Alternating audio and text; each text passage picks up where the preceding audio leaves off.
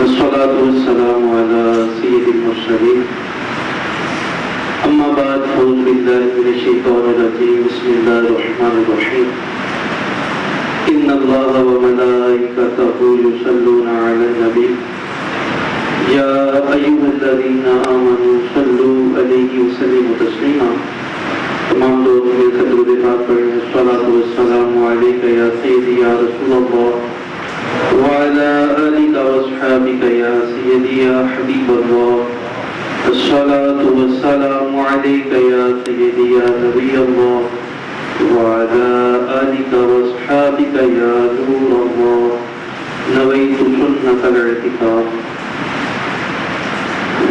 مصطفیٰ جان رحمت پہ لاکھوں سلام، شمع بدم ہدایت پہ لاکھوں سلام، جس سہانی گھڑی چمکا طیبہ کا چاند اس دن افروز سعد پہ لاکھوں سلام۔ میرے اور آپ کے پیارے آقا مدینے والے مصطفیٰ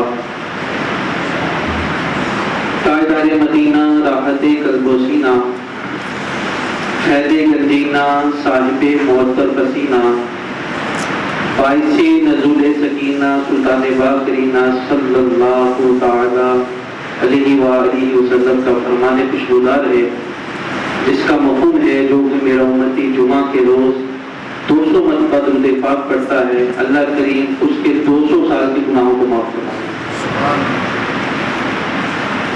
اور پیارے اسلامی بھائیوں، خوش بختی ہماری یہ کہ الحمدللہ جمعۃ المبارک اور رمضان المبارک، جمعہ کی فضیلتیں تو ہیں ہی ہیں، لیکن رمضان المبارک کی بھی فضیلتیں ساتھ میں اللہ نے عطا کی ہیں۔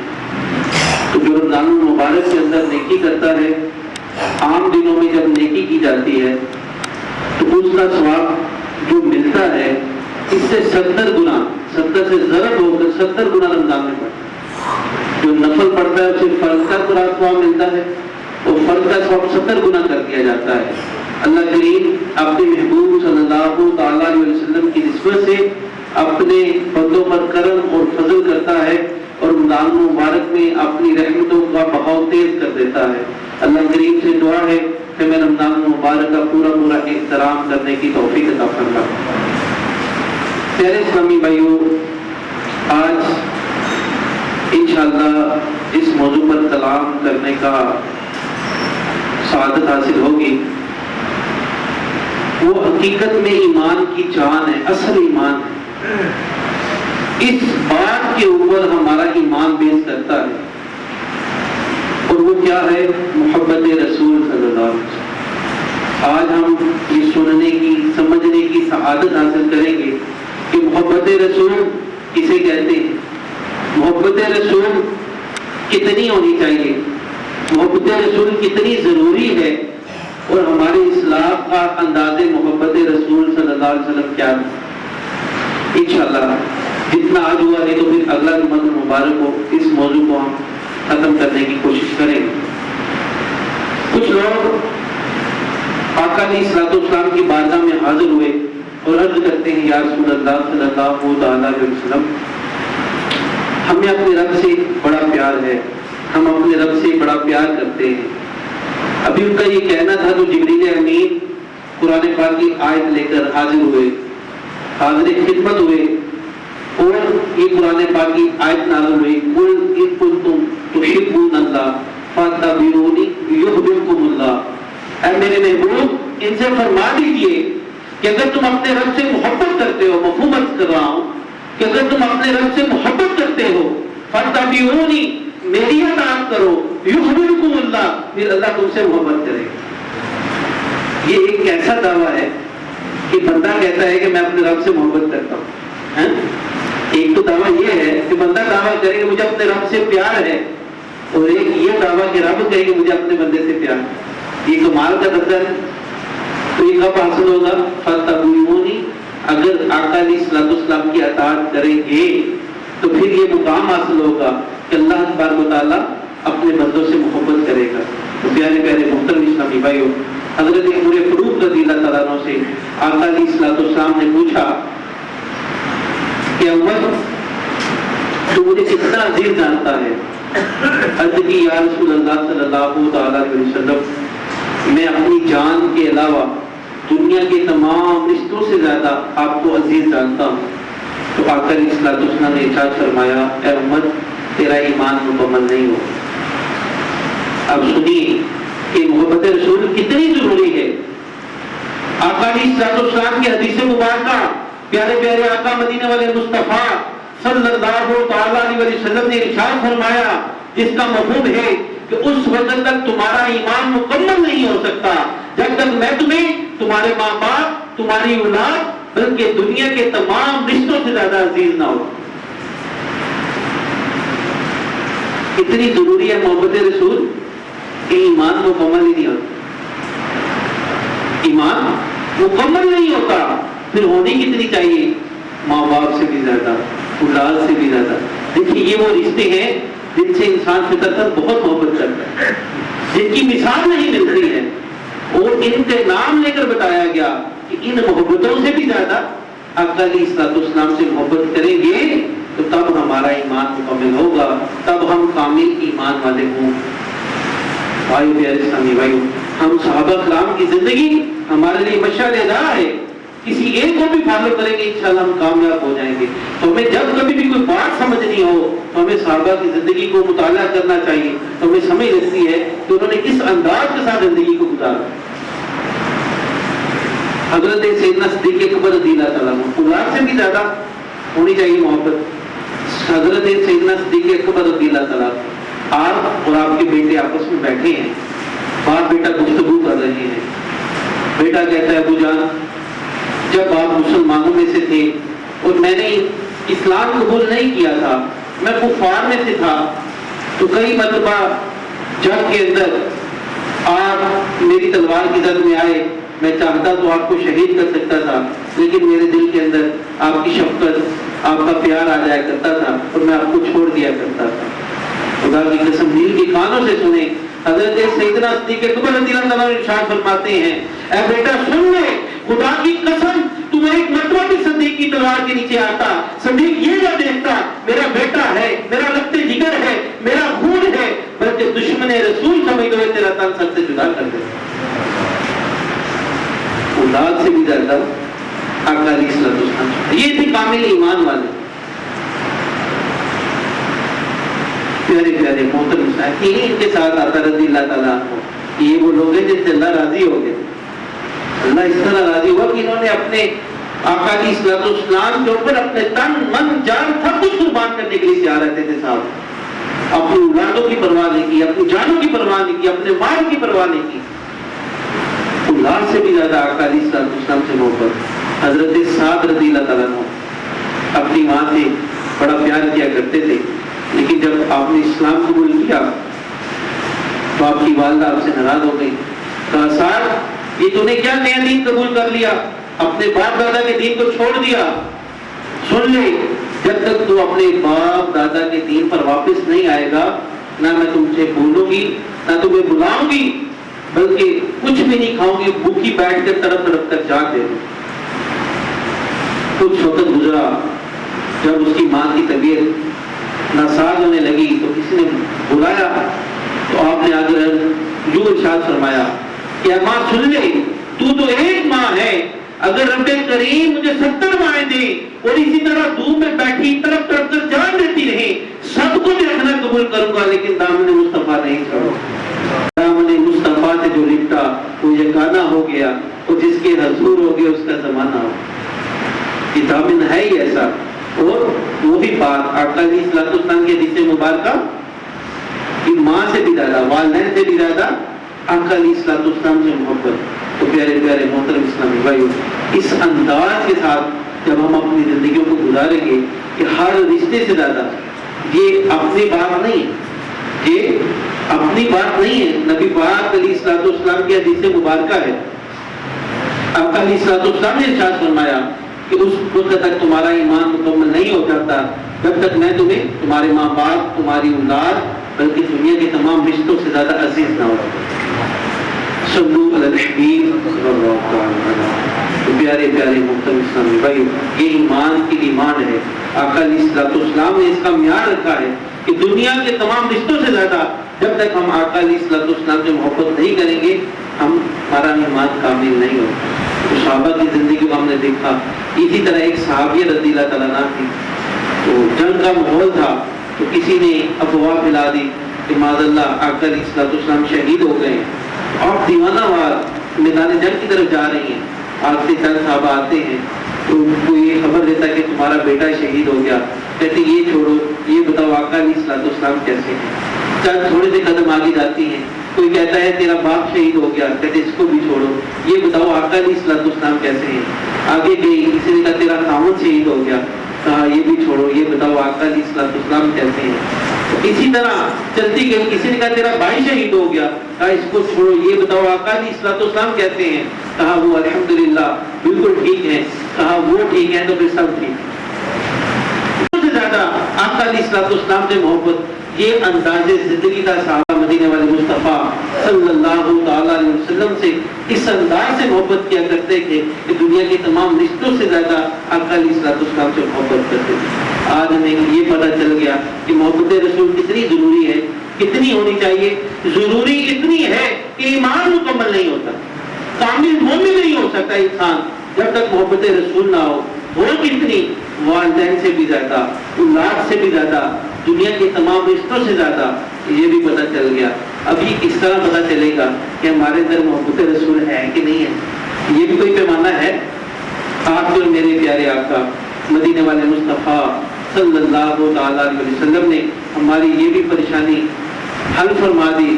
نبی آپ پیارے پیارے آقا مدینے والے مصطفیٰ صلی اللہ تعالیٰ علیہ وسلم نے ارشاد فرمایا، جس نے میری سنت سے محبت کی، مفہوم کر رہا ہوں، جس نے میری سنت سے محبت کی اس نے مجھ سے محبت کی، اور جس نے مجھ سے محبت کی وہ میرے ساتھ جنت میں ہوگا۔ اس طرح انگلیوں کو کھڑے کر کے اشارہ کرتے ہوئے آقا علیہ الصلوۃ والسلام نے ارشاد فرمایا کہ جس نے مجھ سے محبت، جس نے میری سنت سے محبت کی اس نے مجھ سے محبت کی، اور جس نے مجھ سے محبت کی وہ میرے ساتھ جنت میں ہوگا۔ تو پیارے پیارے محترم اسلامی بھائیو، گویا پتہ چل گیا کہ آقا علیہ الصلوۃ والسلام سے محبت کا اظہار کرنا، محبت کے دعوے کرنا، محبت کے نعرے لگانا، یہ اپنی جگہ پر، لیکن جو معیار ہے محبت رسول کا، جو آقا علیہ الصلوۃ والسلام نے ہمیں عطا کیا ہے، وہ سنت سے محبت ہے۔ یہ ہمارے پاس ایک پیمانہ ہے، جو لاکھ نعرے لگائے، لاکھ محبت کے دعوے کرے، اگر وہ سنت کامل نہیں ہے تو وہ محبت میں جھوٹا ہے۔ کہ نبی پاک علیہ الصلوۃ والسلام نے ارشاد فرما دیا ہے کہ جس نے میری سنت سے محبت کی اسی نے مجھ سے محبت کی۔ تو پیارے پیارے محترم اسلامی بھائیو، یقین مانے ہمارے اسلام اس طرح سنت کے اوپر عمل کیا کرتے تھے، اس انداز کے ساتھ سنت پہ عمل کیا کرتے تھے کہ وہ دیوانہ وار عمل کرتے تھے۔ کوئی بھی کام پتہ چل جاتا کہ ہمارے آقا علیہ الصلوۃ والسلام نے اس طرح کیا ہے، اسی طرح کرنے کی کوشش کیا کرتے ہیں۔ حضرت علی کرم اللہ وجہ الکریم آپ نے ارشاد فرمایا، صحابہ میرا ہر وقت نیکیوں میں گزرتا ہے۔ صحابہ نے عرض کی، یا علی ہر وقت نیکیوں میں؟ آپ سوتے بھی ہیں، کھاتے بھی ہیں، رفع حاجت کے لیے بھی جاتے ہیں، ہر وقت نیکیوں میں؟ ارشاد فرمایا، میرا ہر عمل سنت کے مطابق ہوتا ہے، لہذا میرا کھانا بھی عبادت، میرا سونا بھی عبادت۔ سنت میں عمل کرنے کا یہ فائدہ ہے کہ اگر بندہ سنت کے مطابق سو بھی جاتا ہے تو اس کا نیکیوں کا میٹر بند نہیں ہوتا، وہ چلتا رہتا ہے۔ یہ ہمارے صحابہ کا انداز تھا، وہ کس طرح سنت سے محبت کرتے تھے۔ ایک مرتبہ حضرت عبداللہ بن عمر رضی اللہ تعالیٰ عنہ آپ جا رہے ہیں، صحابہ بھی ساتھ ہیں، تو اچانک ایک جگہ پر جا کر آپ نے اونٹنی کو چکر لگوانے شروع کر دی، ناکا کہتے ہیں اونٹنی کو، چکر لگوانے شروع کر دی۔ ساتھ والے ساتھیوں نے عرض کی، حضور یہ بات سمجھ نہیں آ رہی کہ چلتے چلتے اور آپ یہاں پہ اونٹنی کو چکر لگوا رہے ہیں۔ کہا ایک مرتبہ میں اپنے پیارے آقا مدینے والے مصطفیٰ صلی اللہ تعالیٰ علیہ وسلم کے ساتھ یہاں پر آیا تھا، تو آقا علیہ الصلوۃ والسلام نے بھی اپنی اونٹنی کو چکر لگوائے تھے۔ تو اس کو ایک شعر کے انداز میں کسی عاشق نے بند کیا اس واقعے کو، ارے تمہیں کچھ خبر ہے میں کیا کر رہا ہوں؟ ارے تمہیں کچھ خبر ہے میں کیا کر رہا ہوں؟ میں ناکا کو چکر کیوں لگوا رہا ہوں؟ مجھے شادمانی اس بات کی ہے، ادا سنت مصطفیٰ کر رہا ہوں۔ آپ نے دیکھیے یہ وہ عمل تھا، اگر کرتے تو تب بھی ٹھیک ہے، نہ کرتے تو کوئی پکڑ والا عمل نہیں ہے۔ لیکن محبت کا یہ انداز ہے، حدیث کے اوپر یہ عمل ہے کہ آقا علیہ الصلوۃ والسلام کی ارشاد فرمایا کہ جس نے میری سنت سے محبت کی اس نے مجھ سے محبت کی، لہذا محبت کا یہ لیول تھا، صحابہ ہر بات کو کاپی کرنے کی کوشش کرتے تھے جو عمل انہوں نے رسول اللہ میں دیکھا۔ اسی طرح حضرت علی کرم اللہ وجہ الکریم آپ گزر رہے ہیں، ساتھ صحابہ ہیں، تو ایک درخت کے نیچے سے گزرے تو آپ سر کو جھکا کر گزرے۔ صحابہ نے عرض کی یا علی، شاخیں تو بہت اونچی تھی، اگر آپ سر کو نہ جھکا کر گزرتے تب بھی ٹہنیاں آپ کے سر کو بوسہ نہیں دے سکتی تھی، تو یہ جھکنے کی ادا یہ سمجھ میں نہیں آئی۔ تو آپ نے بھی ارشاد فرمایا کہ جب میں ایک مرتبہ پیارے پیارے آقا مدینے والے مصطفیٰ صلی اللہ تعالیٰ علیہ وسلم کے ساتھ یہاں سے گزرا تھا، اس وقت یہ درخت چھوٹا تھا، تو آقا علیہ الصلوۃ والسلام یہاں سے سر کو جھکا کر گزرے تھے، آج ان کی ادا کو ادا کرو۔ یعنی ہمارے اسلام کا انداز زندگی دیکھ کہ چھوٹے چھوٹے عمل بھی نہیں چھوڑتے تھے۔ حضرت عثمان غنی رضی اللہ تعالیٰ عنہ آپ ایک مرتبہ ایک ٹیلے پر جا کر وضو کرتے ہیں، وضو کرتے آسمان کی طرف دیکھتے ہیں اور مسکرانا شروع کر دیتے ہیں۔ صحابہ نے آسمان کی طرف دیکھا، کچھ نظر نہیں آیا، عرض کی یا عثمان آسمانوں میں تمہیں کچھ نہیں نظر آیا، آپ کیوں مسکرا رہے ہیں؟ کہا نظر مجھے بھی کچھ نہیں آیا، نظر مجھے بھی کچھ نہیں آیا، لیکن ایک مرتبہ میں آقا علیہ الصلوۃ والسلام کے ساتھ اسی جگہ پر آیا تھا، آقا علیہ الصلوۃ والسلام نے یہاں پہ وضو فرمایا تھا اور پھر آسمان کی طرف دیکھ کر مسکرایا تھا، آج انہیں کی ادا کو ادا کر رہا۔ میرے اسلامی بھائیو، ان واقعات سے آپ اندازہ لگائیں کہ صحابہ کرام کس قدر آقا علیہ الصلوۃ والسلام سے محبت کرتے تھے اور آپ کی ہر ادا کو ادا کرنے کی کوشش کرتے تھے۔ اور آج ہم اپنے طرز عمل کو دیکھیں، آج ہم کہاں کھڑے؟ آج ہم سنتیں پڑھنے سے پہلے یہ دیکھتے ہیں کہ یار موقدہ ہے غیر موقدہ ہے، نہ پڑھیں تبھی کام چل جائے گا، یار تراویح اکثر سوال پوچھ رہے بندے تراویح پڑھنی چاہیے کہ نہیں پڑھنی چاہیے، پڑھنے سے گناہ ہوتا ہے کہ نہیں ہوتا، کیسے پڑھنی چاہیے، کتنی پڑھنی چاہیے، یہ ہمارا انداز۔ خدا کے بندو، رمضان المبارک کا خاص تحفہ جو اللہ کریم نے آپ کو دیا ہے وہ نماز تراویح ہے۔ جب یہ گزر جائے گا رمضان شریف اور آپ کہیں اب میں تراویح پڑھ لوں تو آپ پڑھ سکتے ہیں؟ نہیں ہے۔ یہ خصوصی پیکج جو ہے، یہ رحمتوں والا جو پیکج ہے، یہ صرف رمضان شریف کے لیے ہے۔ ہمارا عشق، ہمارا نبی پاک علیہ الصلوۃ والسلام سے محبت کا انداز اتنا کمزور ہوتا چلا جا رہا ہے کہ آج ہمارا نیکیوں میں دل نہیں لگتا۔ جو ایک سجدہ کرتا ہے رمضان المبارک کے اندر، اس کے نام کا جنت میں ایک درخت لگتا ہے۔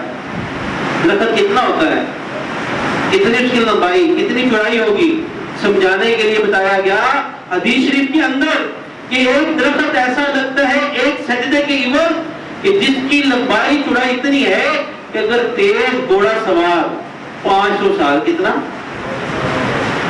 کتنے سال، 500 سال تک اپنا گھوڑا دوڑاتا جائے اس کا سایہ ختم نہ ہو، یعنی ابھی بھی ختم نہیں ہوا، پتہ نہیں کتنا بڑا اور اتنا بڑا رقبہ ہوگا، لیکن خدا کی قسم ہمارے دلوں میں نا نیکیوں کی محبت نہیں۔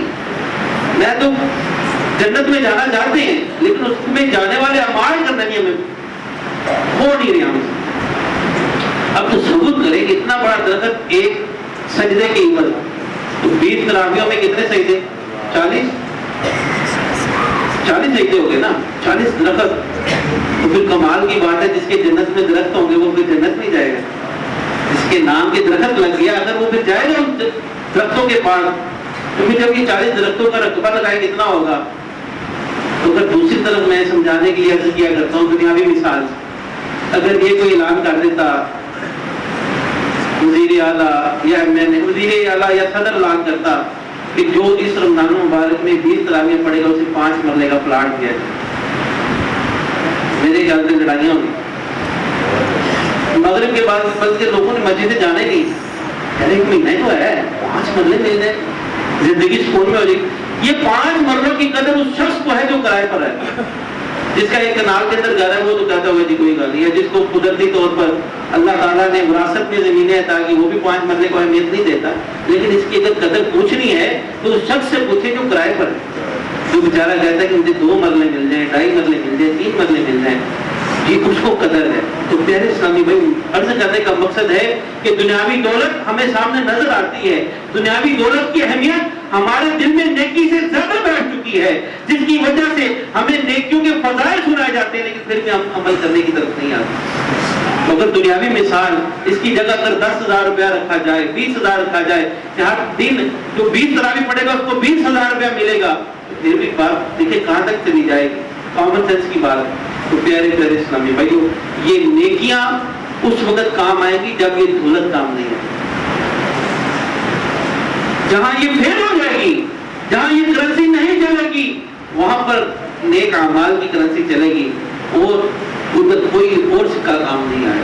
یہ نیکیاں اس وقت کام آئیں گی. پیارے اسلامی بھائی، زندگی مختصر ہے. بے شمار ہمارے مسجد کے نمازی جو پچھلے رمضان مبارک میں ہمارے ساتھ تھے اب نہیں ہیں. بڑی مثالیں، کوئی وہ بیمار نہیں تھے، کوئی وہ بہت زیادہ عمر کے نہیں تھے. 3 فوتگیاں ہماری اس دوران میں ہوئی. ملی شوکت صاحب، ہمارے یاسین بھائی اور یہ یاسین صاحب کے بیٹے ندیم بھائی، یہ تمام تقریباً ایک ہی 50 کے راؤنڈ اباؤٹ تھے.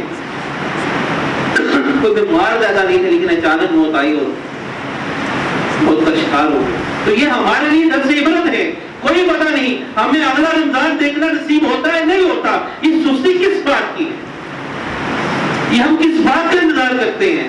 یا رب کریم جس نے ہمیں جان دی، ہمیں صحت دی، ہمیں رزق دیتا ہے، سحری میں طرح طرح کی نعمتیں دیتا ہے، افطاری میں طرح طرح کی نعمتیں دیتا ہے. کبھی بیمار شخص سے پوچھو تو چینی نہیں کھا سکتا، روٹی نہیں کھا سکتا، جس کا سانس لینا مشکل ہے. ان لوگوں کو جا کر دیکھو، ہسپتالوں میں دیکھو لوگ کس طرح زندگی گزار رہے ہیں، سانس لینے کے لیے ترس رہے ہیں. ہم صبح و شام تندرستی کے ساتھ اپنے شب و روز گزارتے ہیں، پھر ہمیں رب کا شکر ادا نہیں کرنا چاہیے. ہم کیوں تراویح سے بھاگتے ہیں؟ ہم کیوں نمازوں میں سستی کرتے ہیں؟ خدا کی قسم کبھی اپنے جسم کے اوپر غور و فکر کر کے دیکھیں کہ رب کریم نے کرم کتنا کیا ہے، فضل کتنا کیا ہے. حق تو یہ ہے کہ حق ادا نہ ہوا، حق تو یہ ہے کہ ہم دن رات سجدوں میں پڑے ہیں تو اس کا حق ادا نہیں کر سکتے. اس مالک نے اتنے فضل کیے ہیں، اتنے کرم کیے ہیں. تو پیارے پیارے محترم اسلامی بھائی، ادا کرے کہ زندگیوں میں یہ جو رمضان اللہ تبارک و تعالیٰ نے دیا ہے اسے نیکیوں بھرا گزارنے کی کوشش کرے اور ارادہ کرے کہ انشاءاللہ آج کے بعد ہماری کوئی نماز قضا نہیں ہوگی، آج کے بعد ہماری کوئی نماز تراویح قضا نہیں ہوگی. اور مسئلہ سن لے میرے اسلامی بھائی، تحقیق کے مطابق نماز تراویح سنت موقدہ ہے. کیا ہے؟ سنت موقدہ. جس طرح ظہر کی سنتیں موقدہ ہیں، پڑھنی ہے، فرضوں سے پہلے نہیں پڑھی تو بعد میں پڑھنی ہے، اسی طرح یہ موقدہ ہیں.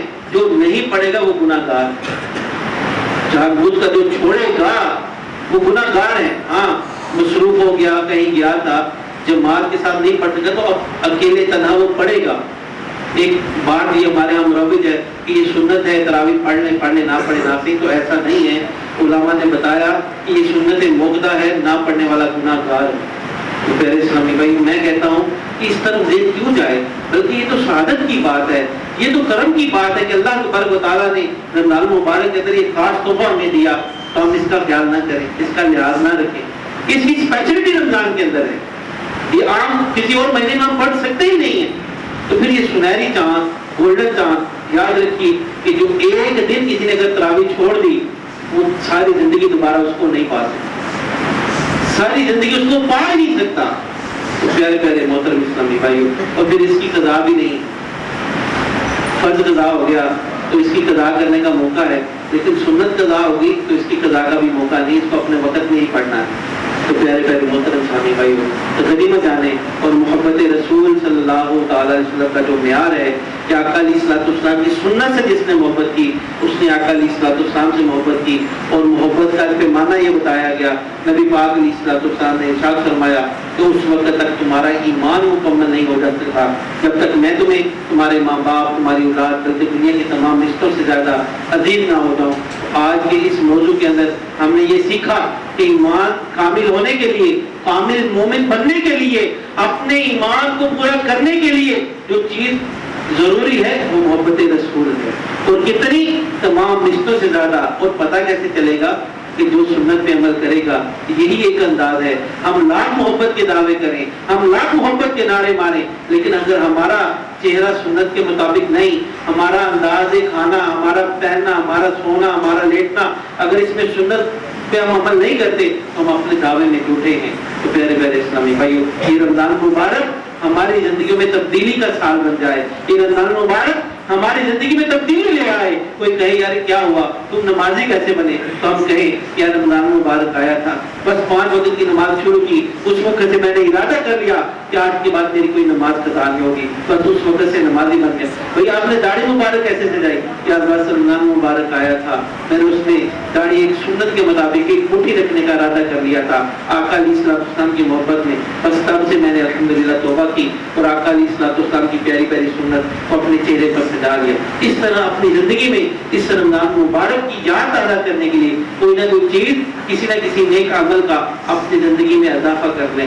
اللہ کریم ہمیں عمل کی توفیق عطا فرمائے، آمین بجاہ نبی کریم صلی اللہ علیہ وسلم۔